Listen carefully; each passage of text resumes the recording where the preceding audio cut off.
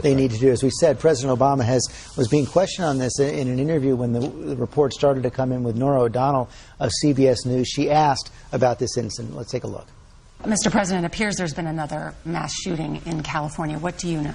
Well, we don't know that much yet. It's still an active situation. FBI is on the ground offering assistance to local officials as they need it.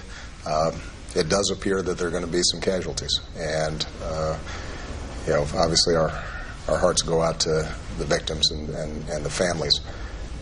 The one thing we do know is that we have a pattern now of mass shootings in this country that has no parallel anywhere else in the world. And there's some steps we could take, not to eliminate every one of these mass shootings, but to improve the odds that they don't happen as frequently. Common sense gun safety laws, stronger background checks, and for those who are concerned about terrorism, some may be aware of the fact that we have a no-fly list where people can't get on planes, but those same people who we don't allow to fly could go into a store right now in the United States and buy a firearm, and there's nothing that we can do to stop them. That's a law that needs to be changed. And so, my hope is that we're able to contain this particular shooting, and we don't yet know what the motives of the shooters are. But what we do know is that there are steps we can take to make Americans safer, and that we should come together in a bipartisan basis at every level of government to make these rare as opposed to normal.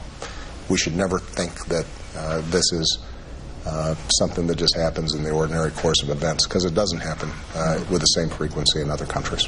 Thank you, Mr. President.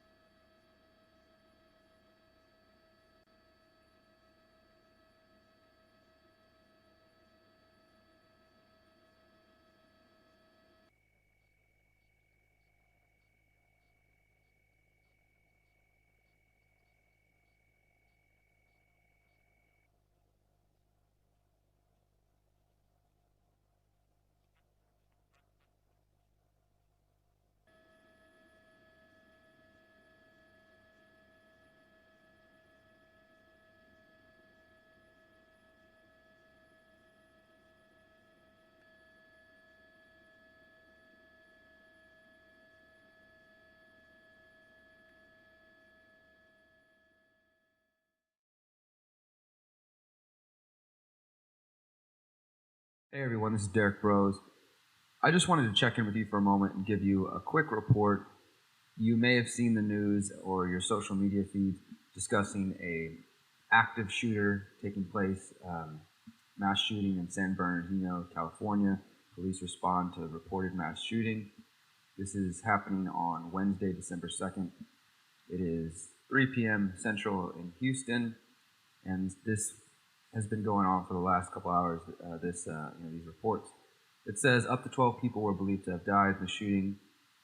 And first off, before I get any further, I want to say that, my prayers and my heart go out to the people who may have been harmed in this, and, those who are possibly still dealing with this. I'm not sure if this is actually still taking place. But, so that's very important, because, I'm not trying to, take away from that in any regard. But I do want to talk about something briefly. Now, I rarely ever talk about these shootings because gun control shootings, this is a really controversial topic, and there's a lot of different opinions and not always a lot of respect and compassionate conversation.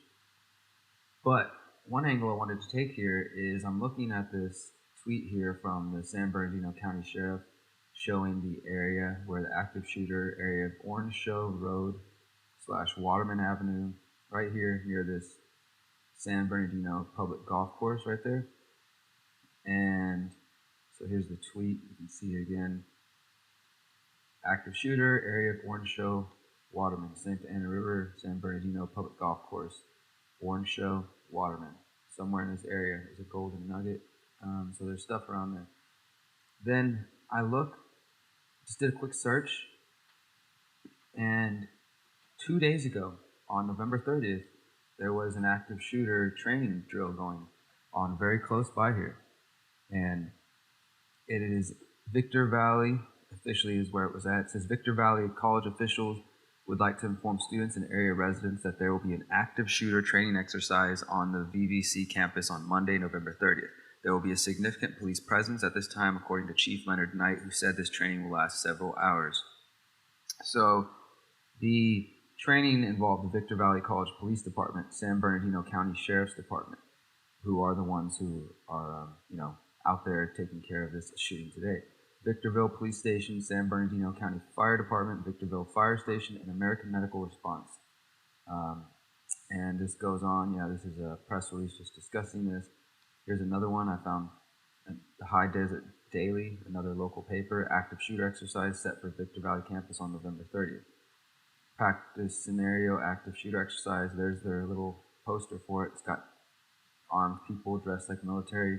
Go inside nearest building, remain calm, wait for police, wait to get an all clear. So I did a search. Where exactly, how far is today's shooting to where this exercise was held? And what you're seeing now is Google Maps. Okay, so here's the golf course area, Orange Show, Waterman Avenue, which is where the Sheriff's Department tweeted out that this is where the shooting was taking place.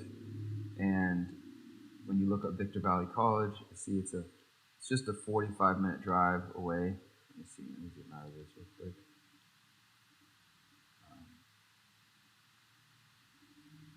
So you can see right there, San Bernardino Public Golf Course, 45 minutes up towards Victor Valley College right there. And Apple Valley, the Apple Valley area. This is the high desert, California. So I don't know what that means exactly. And this is why I was saying, like, my prayers go out to the families. I'm not sure what I'm trying to say here, other than to say that this is a pattern. You may know that during the operations of the 9/11 attacks, there was also military drills going on at the same time. There was military drills taking place before, mimicking the same scenario. We've had drills at nearly all of the recent shootings that have taken place over the last couple of years, and around the Boston bombing, around the London bombing attacks. Most of these major terror attacks and shootings that have taken place over the past few years, since 9/11 really, they seem to take place and coincide with these active shooter drills, or drills, exercises that are practicing very similar scenarios. And also, if you do your research and look into Operation Gladio, look into Operation Northwoods, you start to see declassified government documents that prove that governments, including the United States government, practice what is known as false flag terrorism. And they will fake scenarios or stage terrorism or fund terror groups in order to push whatever their agenda may be. Look it up. This is not conspiracy theory. Operation Gladio. And many people believe, and as a journalist, I don't like to speculate, but many people believe that some of the shootings we see taking place, some of these events are scripted. I'm not saying all of them. I don't even know which ones I would point to. I'm not going to do that today. But some people would say that these are scripted, and these are government funded or helped along terror attacks and shootings in order to push towards some agenda.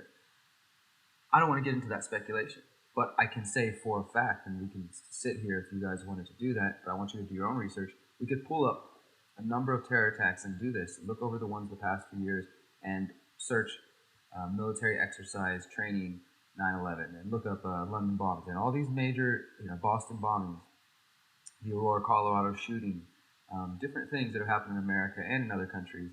And some people believe this is part of an operation, possibly Operation Gladio B, a current modern day version of this terror attacks, false flag terror attacks taking place across Europe and America in order to push fear, control, and who knows what else.